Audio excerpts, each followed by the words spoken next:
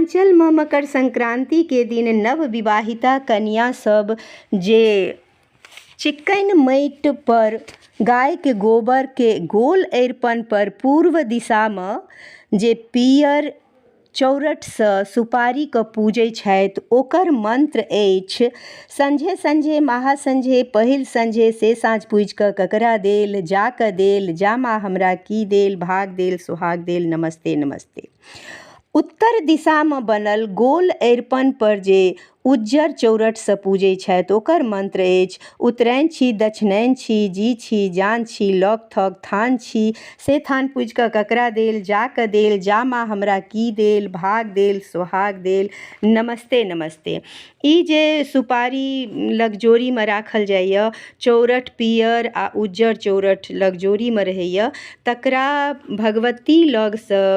भगवतीके गीतक बाद लऽ कऽ आबै छथिन कनिया आ लगजोरी लऽ कऽ घुसकैत घुसकैत अङ्गनामे अबै छथिन आ साँझ पाबनि पूजि कऽ आ फेर घुसकैते घुसकैते भगवती लग जाकऽ गोर लगै छथिन आ पाबनि पूजै छथिन।